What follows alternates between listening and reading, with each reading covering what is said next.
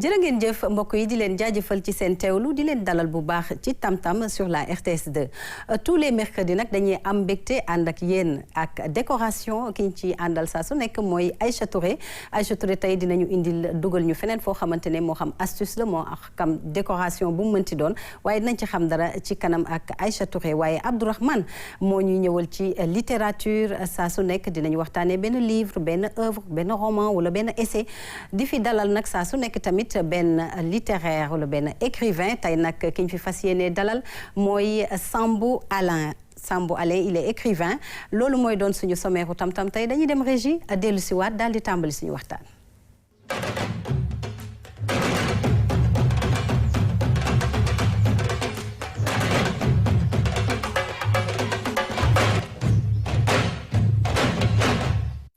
Aïcha Touré nuyu naa la am mbégte nag dalal la encore une fois ci tam-tam dans décoration parce que décoration bu ñëwee bu ma la xoolee rek xam ne tey décoration day neex parce que bien habillé toute classe def doré j'adore.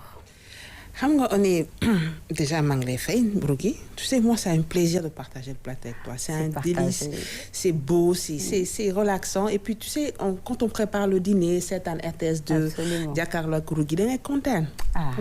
nga gunge ma nii xam nga loolu mooy ma fit. Voilà, c'est ça. kontaan naa ci yow tey lan la ñuy am ci décoration. alors aujourd'hui décoration damay ñëw ci décoration salon xam nga salon mooy pièce boo xam ne ñëpp ay dañuy daje foofu. pour le dîner pour regarder tam-tam ou bien pour partager un moment spécial. léegi xam nga ñuy commencé seddaay bi mu commencé dugg. et en général il faut changer les couleurs. on est trop dans le classique blanc. wala rouge wala beige marron. ay gris dañuy ñëw nag ay couleurs yoo xam ne da ngay dafa xam cas. ay couleurs yu vertes. couleurs yu mel ni yow voilà comme man. voilà. tu vois non et deuxième aujourd'hui moom je vais grignoter sur le temps. parce que décoration waaw damay taquiner Abdourahmane. waaw damay taquiner Abdourahmane commencé na de. n'est-ce pas non ça va aller. et après ce sera des astuces. astuces rangement lay doon. d'accord rangement da ngay jël ay boîtes de chaussures def sa rangement wala ci sa armoire def ay anneaux. parce que de temps en temps da ngay am problème mu espace. exactement donc xam soo foo ranger say bagages. voilà yooyu lay indi tey. loolu moo am tey ci biir décoration dinañ ko xaar léegi ci kanam waaye littérature ñu ci ànd ak Abdourahmane. am mbégte partagé ak yow plateau bi encore une fois. plaisir partagé est énorme. même si tey voilà ki ma ko seqal mooy loolu quoi. da ngeen jege tey da ngeen a jege de. oui tey dama jege quoi elle a migré. donc mais nag moom voilà si je suis pas là les mercredis si elle me voit pas. c'est pas elle est pas dans son élément. ça c'est mais non j'ai remarqué. oui voilà tey dinaa ñëw ci moom. parce que moom daf ñu bëgg a jaay vert ak gris. non ce ne sont pas des couleurs chic loolu vert ak gris. on verra. Gris quand on dit c'est gris ça veut dire que c'est terne. mais le vert relève le gris. non mais quand ça tu dépend fais de un quel objet. vert. exactement quand tu fais un objet pour la déco on te dit évite le vert c'est pas tellement tu vois. mais on va voir. évite le vert ça dépendra de la touche à les goûts et les couleurs ne se discutent pas. On verra tout à l'heure. on verra ça. Maintenant, aujourd'hui on a un invité qui est elle dans le mauve. Moi je préfère les couleurs là. Mauve, on va y revenir. Avec, ça c'est magnifique. Oui c'est magnifique hein, tu vois. Ça attire, ça captive l'attention, etc. Donc c'est l'ouvrage de Alain Sambou. Je sais pas pourquoi tu l'appelais Sambou Alain. C'était un peu comme... Non, c'est pas la même chose. C'est pareil. Non. Du pareil. À Abidjan, c'est la même chose. Non, mais ici, c'est pas la même chose. Demande-lui si parfois on l'appelle pas Sambou Alain. On t'appelle Sambou Alain. Non. Ah ouais? Oui. Non, mais attends, ça, c'est un truc de colonisateur. C'est les colonisateurs qui appelaient comme ça. Au lieu de dire Camara Lai, tu sais, l'écrivain là. Oui, Camara. Exactement. Il s'appelle Lai Camara. Voilà. Mais voilà. Donc, et je me suis inspirée de Camara Lai. Et j'ai dit Sambou Alain. Et désormais, je vais t'appeler Mbengue Abdourahmane. Voilà. Pourquoi Rahman Mbengue Abdou? On dit attache la corde au mouton, attache le mouton à la corde. C'est même corde, même attaché, même mouton là. On va voir. Le livre s'appelle Marème Faye Sall, la couronne du sacrifice. Exactement. Alors, bien sûr, comme son nom l'indique, ça va parler de la première dame. Exactement. Voilà. Notre première dame. Notre première dame, donc la première dame du Sénégal. La première dame comment tu l'as appelé, le livre de souche, c'est ça, madame qui a ses origines au Sénégal. Absolument. Donc ça change beaucoup de choses. Hein. D'accord, on va en parler. Oui, donc c'est un livre très riche, très documenté. Exactement. Et pour la première fois, moi, un écrivain, vous bind sur une première dame. Absolument. Voilà, ça peut inspirer et ça donne des quoi. Et de ça quelle première dame? Et de quelle première dame? Voilà. Première dame, hein? Alors noonu laay def rek nuyu Sambou Alain dama lay taquiner foofu laay resté ay voilà di la nuyu di am mbégte nag dalal la ci plateau bi bu baax a baax Alain. Merci beaucoup Rougui, merci Abdourahmane et merci à Aïcha. Je suis très à l'aise, hein. Merci. bi ma ñëwee ba tey dalal bi moom macha allah. C'est Tam Tam, hein? Wow. Merci beaucoup. C'est ma deuxième fois ma ñëw Tam Tam. Donc de les remercier aussi pour l'opportunité qui m'est encore offerte de pouvoir discuter autour de mon second ouvrage. Exactement. Donc merci à vous et je salue en même temps vos téléspectateurs.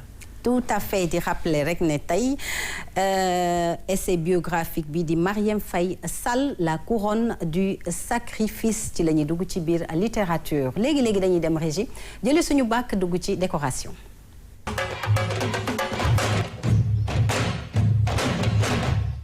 Décoration tey Aïcha Touré yóbbuñu ci loo xam ne nii c'est des astuces de rangement waaye laata loolu am na foo ñu njëkk a dugal ci décoration murale les pans les couleurs comme ni ma ko waxee léegi les goûts et les couleurs ne se discutent pas.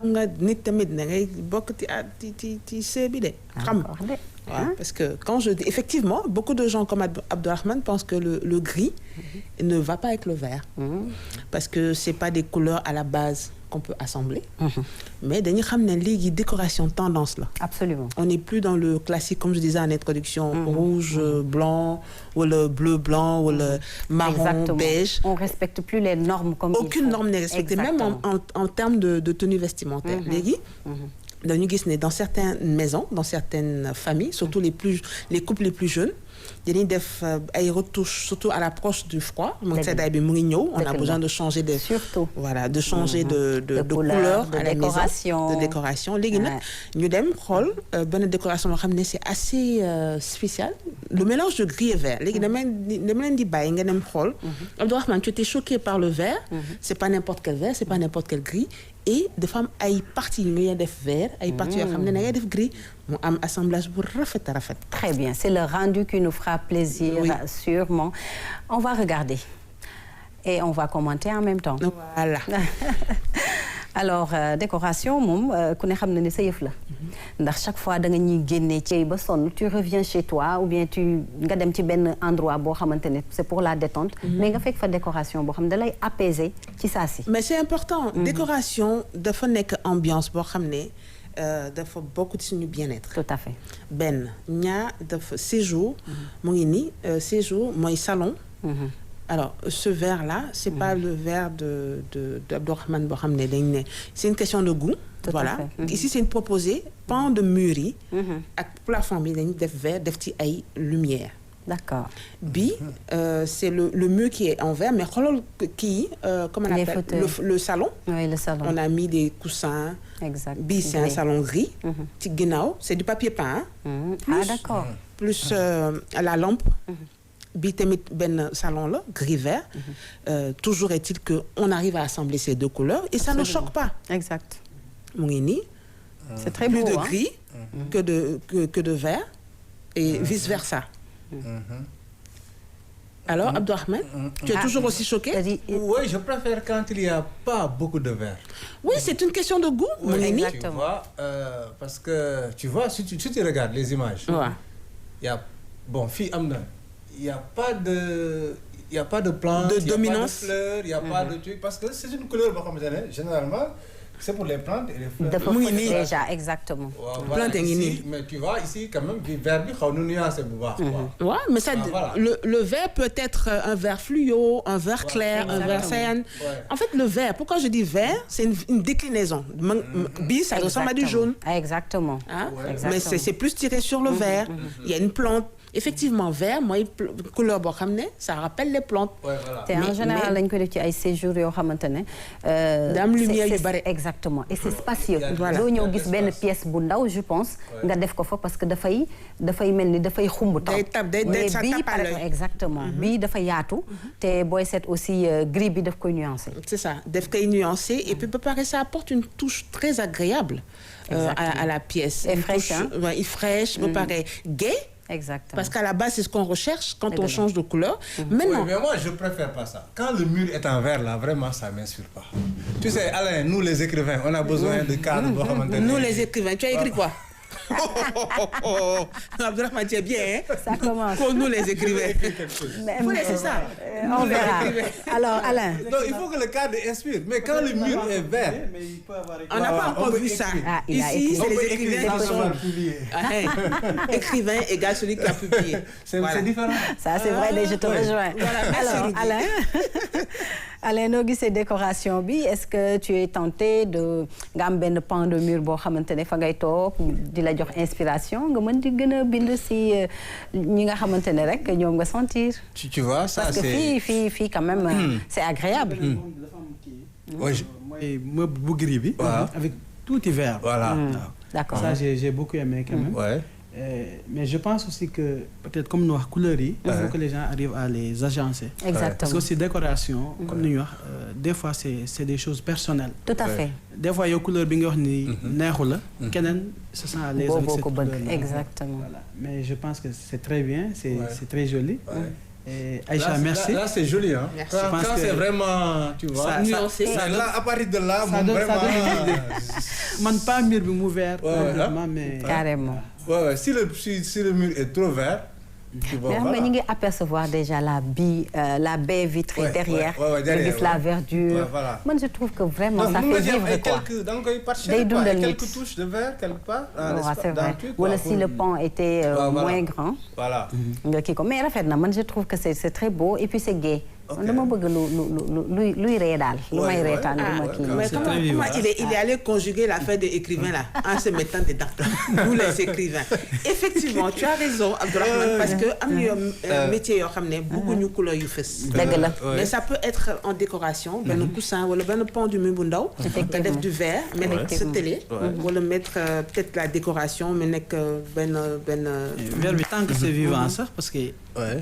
man il m'est arrivé des fois ngay dox taxaw fenn pour bind. parce que tu as la nature. Donc le verre aussi ça te renvoie facilement à la nature aussi. Exactement. Pour les écrivains qui ont déjà publié. D'accord. Et en voie de publication. On verra. En voie de publication. On verra sous combien de temps. Voilà. Le roman ou le livre ou l'essai va. Ma chérie, il faut laisser ça. Depuis 6 ans on parle de livre, c'est pas encore sorti. Alors am na solo c'est magnifique saa su nekk daal di nga ñu jox ay idées.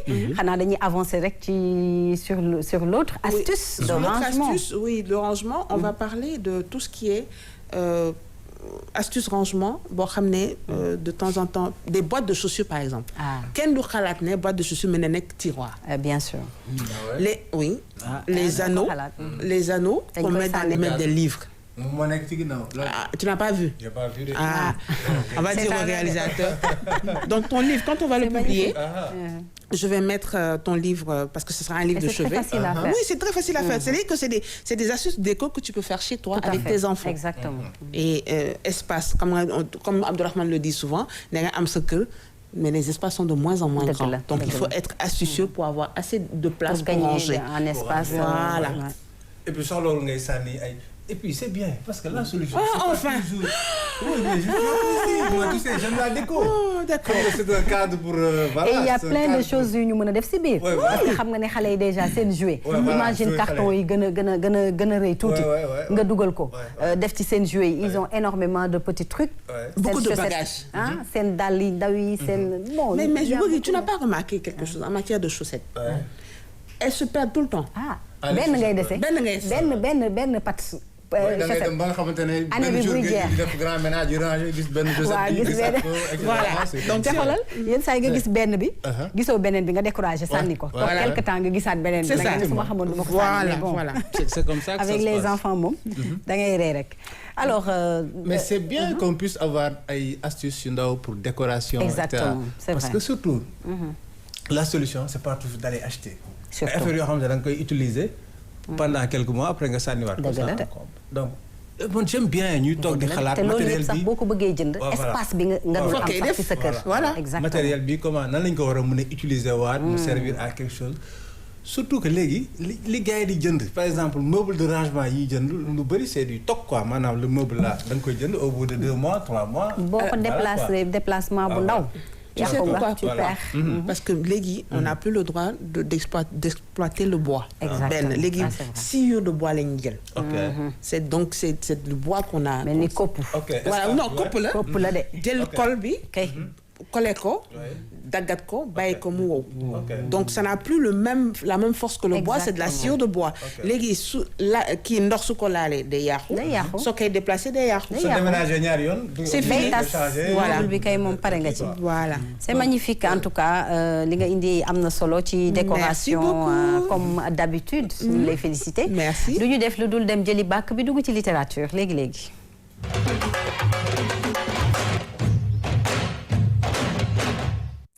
Dans littérature, aujourd'hui, Abdourahmane, on parle de la première dame du Sénégal, la mère, l'épouse, la militante, l'humaniste, mais aussi la vraie femme sénégalaise, je dirais.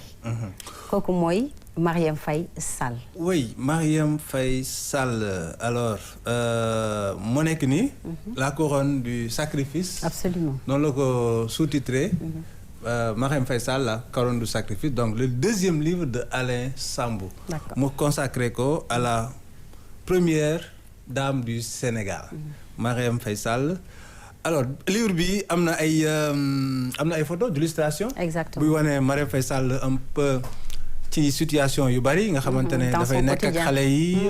waaw dans son quotidien avec les enfants wala même à table avec son excellence voilà en voyage donc voilà mu doon une première dame bu jonge comme ni nga waxee parce que am na photo yoo xamante ne vraiment voilà qui montre qu'elle a du charme son sourire jongama pire elle est très naturelle donc voilà et c'est une femme qui est très bien appréciée Absolument. par les Sénégalais parce que bon on sait que ne dafa naturel elle cherche pas à voilà à en faire plus quoi donc mu diriger aussi la fondation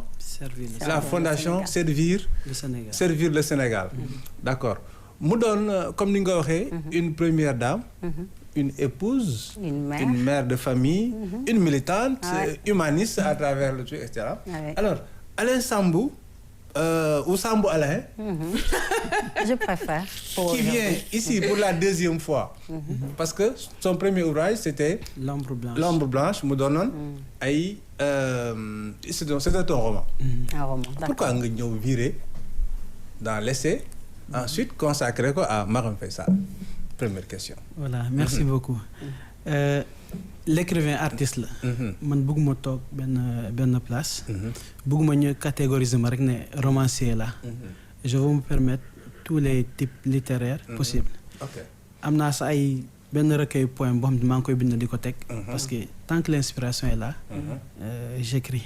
C'est vrai. Voilà. Donc première dame pour lu tax ma consacré ko je pense comme on l'a dit elle fait quasi l'unanimité même si c'est pas totalement comme ni ñu wax kenn du def unanimité totale. mais l'idée de départ c'est que je réfléchissais pour xool je suis quelqu'un qui observe beaucoup. Et j'avais remarqué que autour du président tous ceux qui travaillent avec le président ou qui sont dans son entourage la plupart dañuy bind dañuy taalif pour président bi kilifa gi et à côté pourtant soxna si dafay dang-dangi di góorgóor te li muy def yëpp pour président réussir mission donc mooy ut livre ci Elisabeth gisuma ko mooy ut livre ci Viviane gisuma ko livre ci Colette gisuma ko les trois dames yàlla dogal nag kii moo fi nekk mu nekk suñu époque tamit wax dëgg yàlla mu doon ki ma neex beaucoup dans sa manière d'être et de faire donc facilement ci laa ne naa ko consacrer benn ouvrage donc ci diggante bi ma ne bon naa ko def cas d'école comme ça au moins tey ku bindati ci première dame nga xam ni que voilà lii am na fi ainsi de suite voilà voilà dama jàppoon ni aussi que comme elle fait beaucoup de choses lépp lu mu defar benn Sénégalais rek man la ko defaral te dama jàpp ni comme liggéey na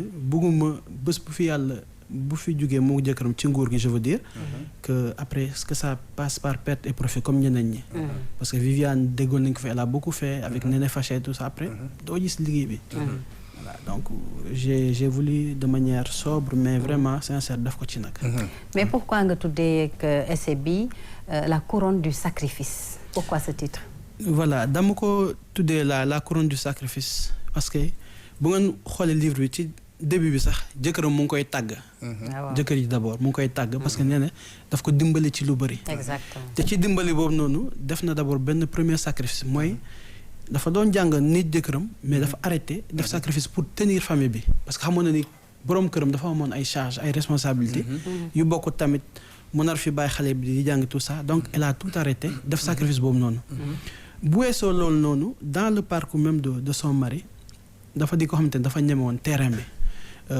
jàppul ni jëkkër borom këram plutôt kilifa la muy toog moom dafay dem campagne am na benn épisode bu muy relaté aussi jamono yi jëkkëram balaa mu nekk président bi muy jot ak waa PDS tout ça maanaam na ko doy si muy gàddu valise jëkkër ji parce que neen kenn du ko humilier donc mu dem aéroport amatul passeport diplomatique mu gàddu valise mu boole si aussi di militants yi nga xam ne ñoom seen waa parti bu ñu xataraaya muy defar ñëpp boole ci aussi je pense aussi tey aussi dafa gàddu couronne parce que dafa dem ba am cofeel sénégalais yi donc loolu yëpp effort yi mu defoon looloo ko andil couronne bi mais c'est plusieurs sacrifices ñoo ko jox lu mu am ni tey jëkkëram toog na mënoon na ne première dame la di shopping rek dem di ñëw mais Marème mu ngi ci maladie mu ngi fii absolument donc j'ai voulu loolu yëpp jëm ko retracer ci livre bi voilà Abdourahmane oui Aïcha tu rêves d'être première dame non je rêve de ressembler à la première dame c'est une nuance parce que tu veux pas être première dame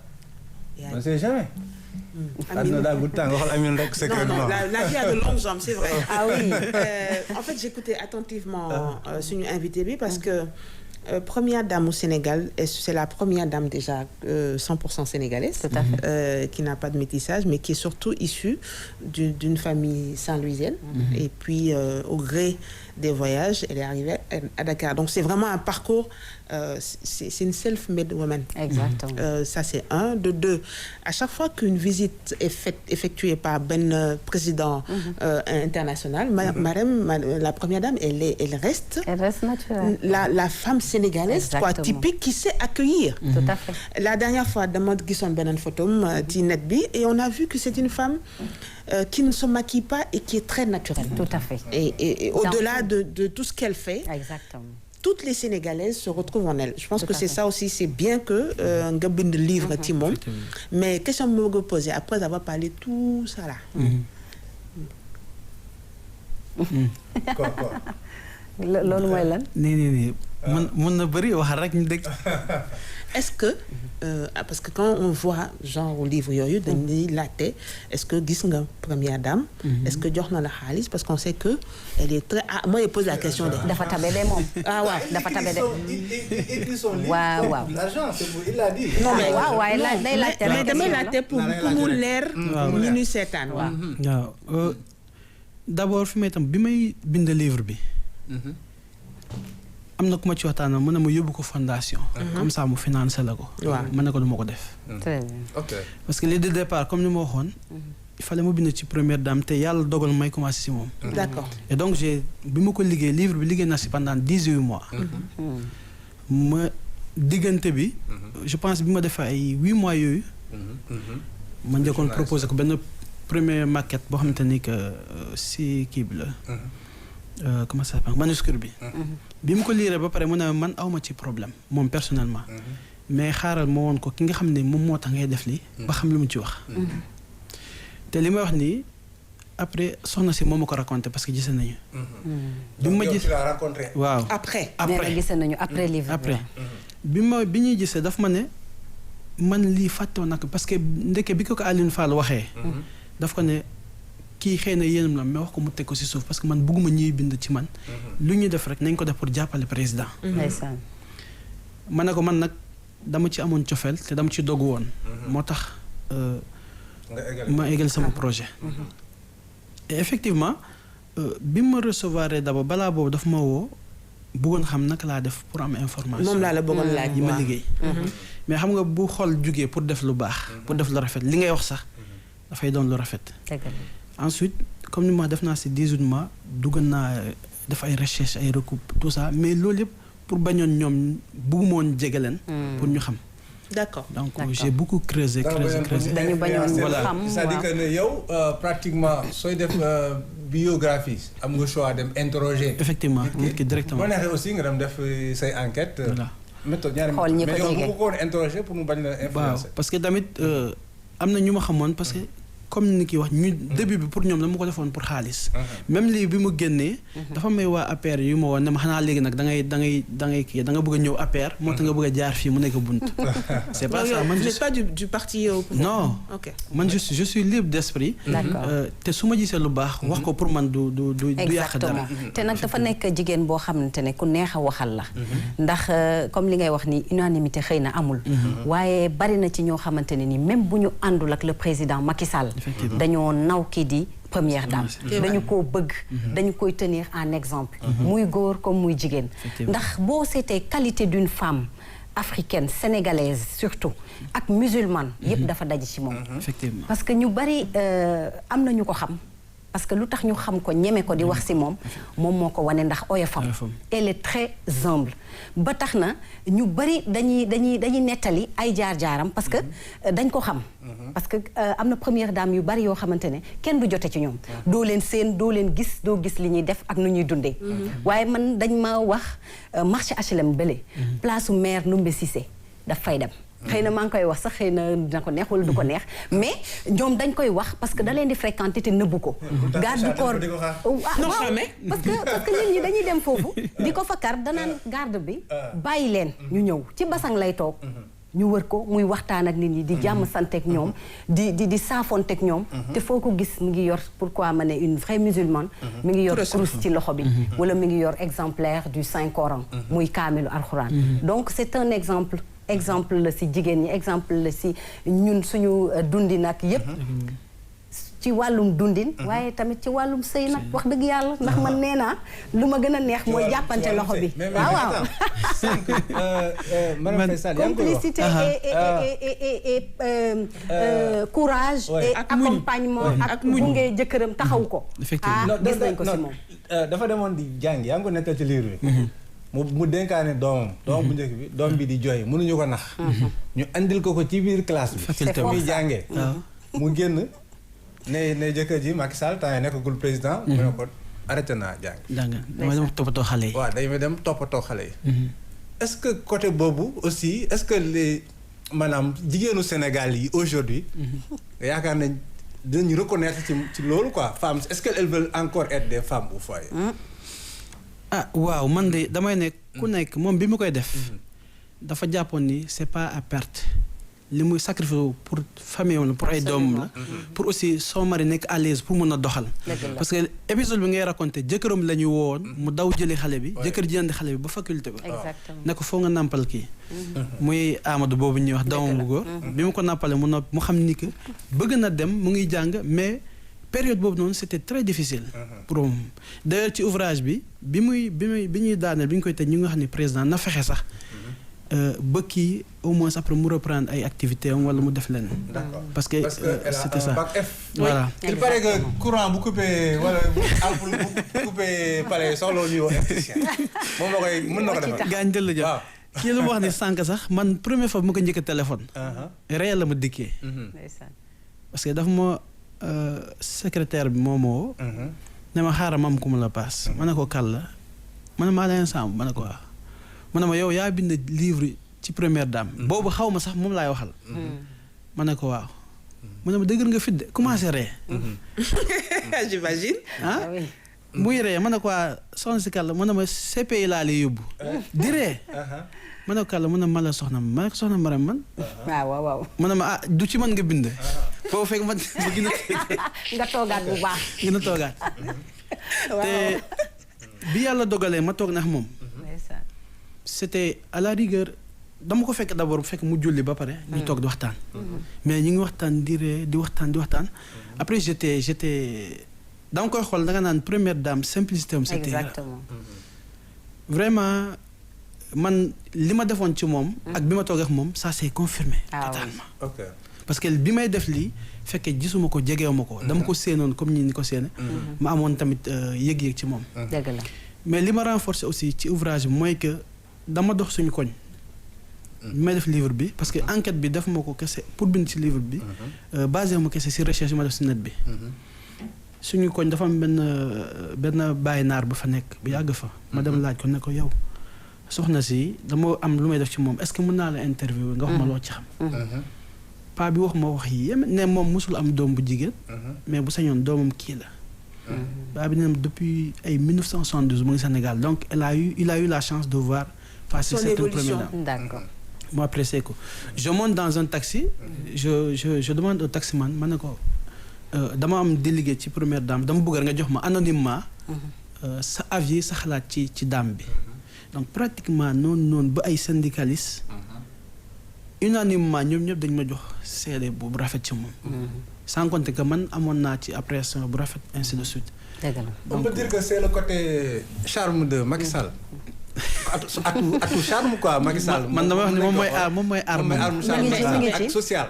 parce que social bi sax laa bëggoon Abdourahmane nga dugg si ses activités. Il a posé une question très intéressante à monsieur Sambou. En disant, toutes les questions que je pose sont intéressantes.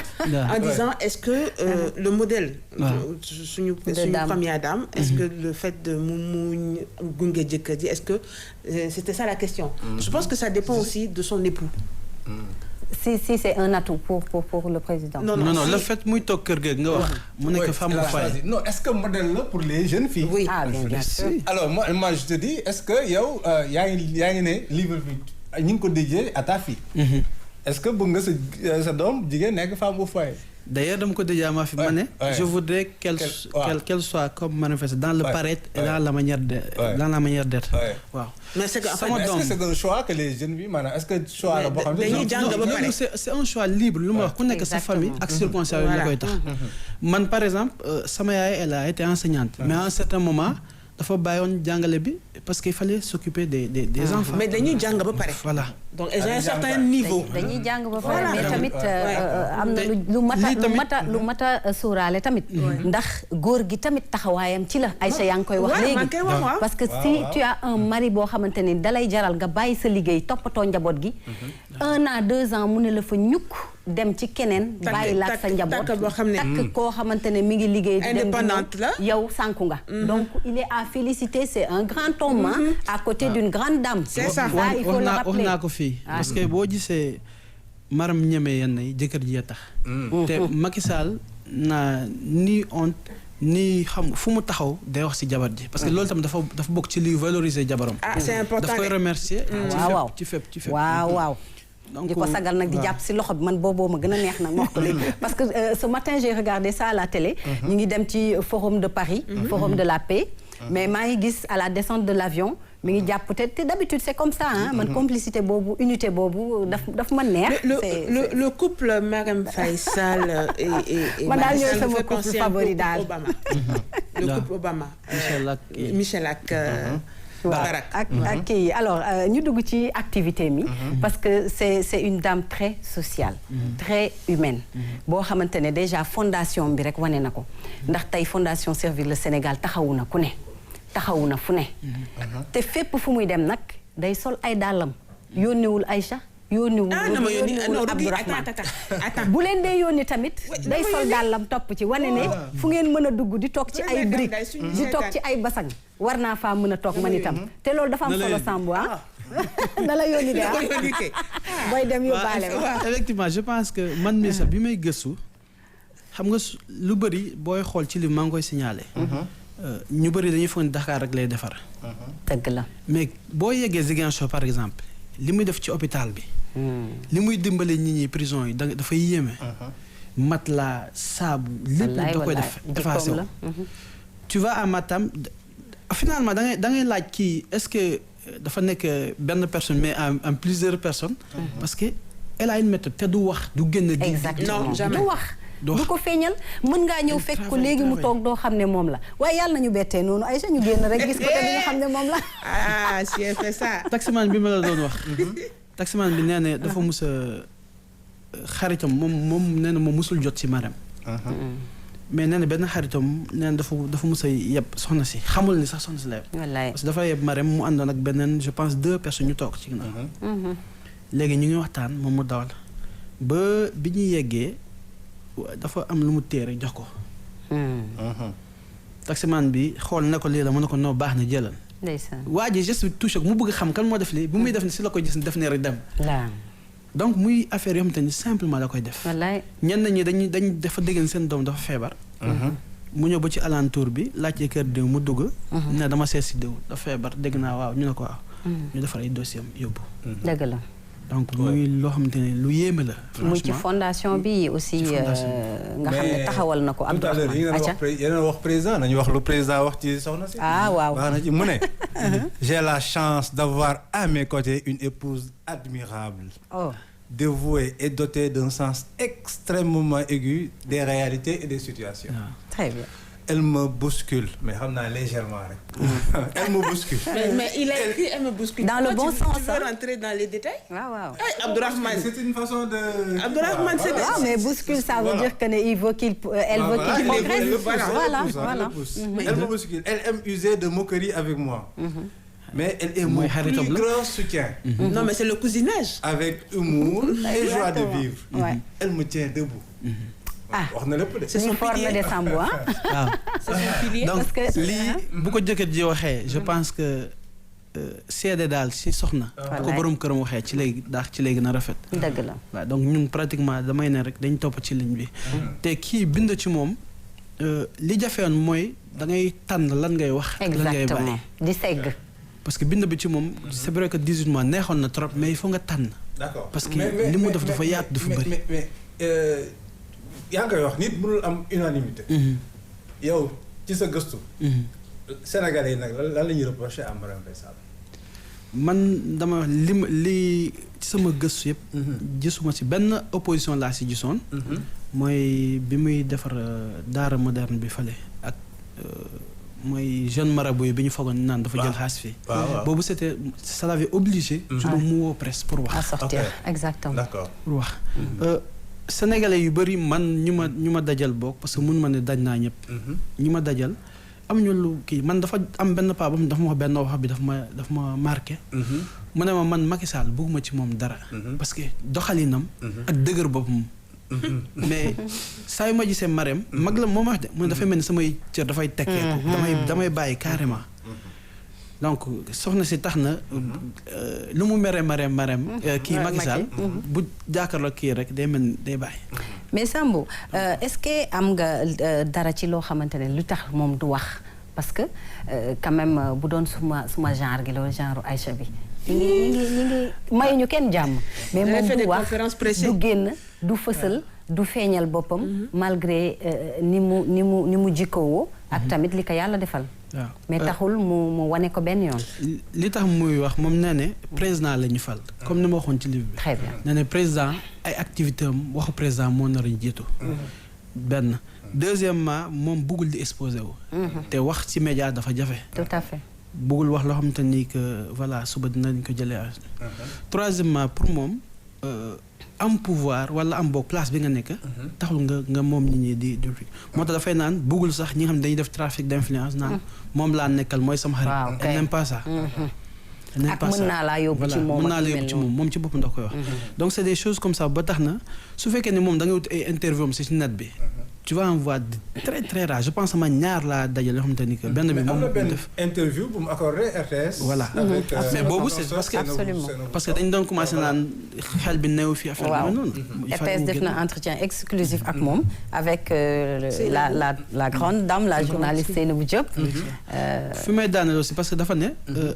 balaa muy wax sax dafay tàggoo jëkkëram parce que nee na moom du def dara. loo xamante ni déggoo ko ak borom këram. donc elle est dans son rôle de femme soumise. De femme boo xamante ni que jëkkëram bu ko ne bàyyil mu bàyyi bu ko ne xaaral mu xaar. c'est pas comme moi quoi. Voilà. Non, ça c'est pas comme nous. Am na influence dans la politique. Est-ce que li ñu wax naa am na influence dans la politique. Est-ce que loolu dëgg la. man li ma ci mën a wax mooy. si samay recherche par exemple. da ngay gis ay militants yoo xamante ne neen dañuy meroon bëgg a gedd par exemple seen parti APR. bu waxee ak ñoom. ñu dellu si. parce que moom chaque fois li mu wax naan nu mu tuddee ko. discuter pour moom ñàkk waxtaan rek la. dëgg la ñàkk waxtaan. influence bi mu am bi ñuy wax dafa am c'est normal. bu fekkee ni tu as de bons conseils pour sa jëkkër wala sa xarit. absolument c'est normal. man mii sax tey li ñu koy reproche tey su mu fekkoon ne ma nekk benn sphère de position. ma am ku mu mun a xelal pour mu def telle chose da koy def. dëgg la maintenant fi may daaneel aussi je pense que bu fekkee da ngaa nekk góor fekkee sa jabar mel ni mu mel. ñu bëgg a naan dafa lay influencer parce que moom nee na Macky Sall la ñu fal. Macky Sall mooy jël décret mooy def lépp. moom elle sait que pouvoir constitutionnel jëkkëram mënu ci dara te xalaatu ci dara. n'est-ce pas. mais est-ce que. non. ah waaw may Aïcha mu ñëw. j'ai une question. Première dame naka la. Comment on fait pour être première dame? Pose la question. Non, ça c'est la deuxième question. La première ce que j'allais poser c'est comment est-ce qu'elle fait pour rester elle-même depuis qu'elle est avec le président quand même elle est toujours chaleureuse, toujours entreprenante, effacée, xam nga naka lay def parce que on sait que le pouvoir monte à la tête. Est-ce que on peut savoir un peu si tu lui as posé la question? Ce que je dois dire comme ni ma wax ni man ñaari yoon laa toog. Ouais, mais c'est beaucoup, nous on n'a jamais vu. D'accord, voilà, je l'explique. Alors comment elle fait parce que toujours ci ouvrage bi am na fi mu wax doomu mi ne leen fi ñu nekk palais. dafa am ñu fi nekkoon xëy dem. donc bu ñu changer. parce que c'est dit après le pouvoir ñi mu bàyyi ay mbokkam ñoo ci foofu lay delluwaat. donc elle garde la tête sur les épaules. parce que bés bu nguur jeexee. fu mu jëm. et elle a ça en tête. et elle dit souvent à ses enfants aussi que li fi xew yëpp moomuñu ko. dañ fee dëkk rek parce que fonction seen pap moo tax. donc góorgóorlu mel ni moom bés bu. li mu yor li ko yàlla dénk bu jeexee dañ fay jógee keneen ñëw fi. Deuxième question donc c'est pour ça que on sait que Madame Faye Sall reste chez elle à Mermoz et non au palais. non palais daf fay dem mais. këram mais elle vit chez elle. voilà këram moom mooy foofu. jëkkër ji sax palais des fois day daw ñëw kër ga parce que tamit. palais comme ni ñu ko wax du kër palais kër fonction kese. d'accord bu fekkee yow sa kër nga gën a miin fi ngay toog sa lépp foofu la nekk. mu toog këram. d'accord maintenant en cas d'urgence wala de nécessité. mu jug fa dem. dëgg la parce que tamit oyofam la ah. parce que c'est jikkoom la parce que gis nga koo xamante ne dara du sa jikko. soo amee xaalis rek mu feeñ. xëy na boo amul. boo yorul ñun ñii. soo yorul sa jikko du génn de. waaye boo yoree première dame aujourd'hui comme Abdourahmane dina ne oui. maa ngi ñaanal j'espère que am nga chance nekk première dame Sénégal ak Côte d'Ivoire. voilà moi j'ai deux pays. mais dina ne Abdourahmane ci sama ex collègue la woon. je savais inaccessible. boo ko rombee doo ko sax xool. non dama ne oui c'est vrai non tuddati sax. en tout cas am na solo. da nga def liggéey bu rafet boo xamante ne nii. c'est à saluer c'est à saluer. mais ay génération ak ay génération dinañ ci inspiré wu. bu dul ñun ñi nga xamante ne nii sax fi mu ne nii toll nañoo ak moom. war a xool roy ci moom topp ci li muy def ak keneen ak keneen. mais génération yi di ñëw dinañu xam ne nekk jabaru njiitu réew. taxul nga beew. taxul nga am yenn dayoo yi wala taxul ngay impliqué wu ci les choses de l'État. te gis nañ ni sax entourage bi nga xamante ne moo wër président daf ci intervenir di rafartal diggante yi di rattaxal diggante yi te nee nañu jeeg puso. day ñaw. macha allah Abdourahmane je te laisse finir. oui moi je vais poser benn question un peu provocative. Tu penses que Marième Faye Sall un jour mën na nekk femme politique? mais pourquoi ça lui tu poses la question. mais moom déjà moom moo demoon defi enquête. déjà li muy def nii daf si am touche politique. voilà parce que bu fekkee ni Marième Faye Sall ñii dañ ko fi mais elle est militante de l'APR. moom moo nekk première militante. parti bu jëkkëram jiite. loolu ko mayoon mu lu xew ñii bu ñu meree ñu doon wàcc dans l'arène politique. bon peut-être parce que lépp mën na nekk mais je ne pense pas ni ma ko xamee moom. ni ma ko xamee parce que je la vois toujours pour man bokk. mu gën a social tamit jàpp ci diine bi. et puis je pense que li jëkkëram daj. moom gis na ko quoi. je pense que xam na ni du doon lu yomb. man boog je lui souhaite pas cela. D'accord. En tout cas amoon na solo. dama lay remercier bu baax a baax di fàttali ne rek ne ki ñu doon waxtaanee tey. jullit ak xan la tamit nag ndax zawiya El Hadj Malick bi daf fay dem yenn saay tànk sax la fay demee dem julli ji xadra te kenn du ànd ak moom xëy na bu lëndamee yenn lëndëm yi lay woote sax ñu jësi ko sinon de source sûre daf fay dem ci xadra yi nga xamante ne moom lañ fay def di wane ne rek c'est une femme exemplaire yàlla nañu yàlla def daara yi ak yeneen yu bëri xaw ko niru lu bëri macha allah merci beaucoup Abdourahmane Aïcha parego de parego non damay tàggu. waaw dangay tàggoo Abdourahmane tàggoo na ba pare kon. tàggoo nga ba pare. moom moo njëkk a tàggoo acca waa Aïcha tàggool. Yedi. là je vais parler en nouche. dama lay wax benn wax boo xam ne dañ koy jottali. dañ koy jottali suñu première dame. comme toi tu l'as vu 2 fois 3e fois bi ñooy ànd. Mais écrire un livre sur elle aussi. Je ne sais pas écrire, je sais parler. Donc, je sais parler. xoolal dañu bëgg nag. waa RTS rencontrer première dame. xam nga lu tax. parce que c'est un modèle. et un modèle ça sert. maintenant ñun dañu am réalisateur bu xarañ. on peut faire une histoire sur ce livre. Parce que les écrits restent, les images aussi. Exactement. Voilà, c'est important. Je voulais remercier Rougui, remercier Abdourahmane, téléspectateur RTS2. Suñu invité Yadio, livre là, il faut 3. Bien sûr. Di lundi donc dig daje, vendredi ci affairage. Ci affairage. Merci Abdourahmane. Merci beaucoup. Damay tàggatoo ah. waaw jeex na. waaw jeex na alors merci ma tàggatoo monsieur Alain pour le livre. Voilà di wax ne c'est un livre agréable à lire. Absolument. Très présent et puis voilà bon man Faye Sall mos naa ko rencontré une fois. Et c'est maintenant tu dis ça. parce que jamono reporter laa woon dans un journal. non mais man xaw ma ko woon ne sax ne moom la. et voilà mooy Macky Sall bi mu nekkee ci ay tolof ñu dem këram def ay reportage et cetera moom moo génn di maye ndox. may nañ ndox ba pare ñu doog xam ne moom mooy Marième Faye Sall donc voilà témoignage boobu laa mën def ci moom. bon maintenant voilà je pense que image bi ça correspond à elle. Une femme, la drianke sénégalaise, comme tu dis, souriante, etc.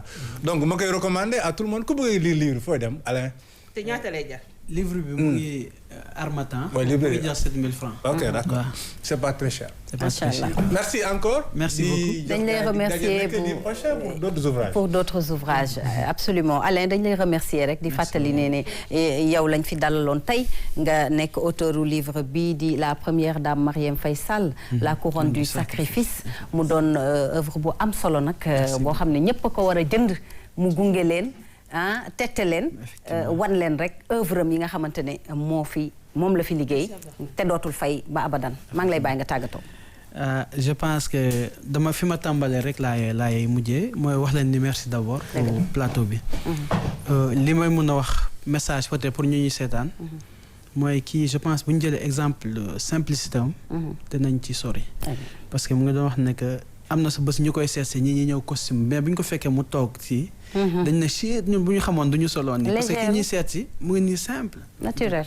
donc vraiment simplicité humilité. ak gëm bi mu yor vraiment ay valeurs yoo xamante ni que li ma jubloon surtout pour transmettre valeurs yi muy moom lay véhiculer. pour mu des fi.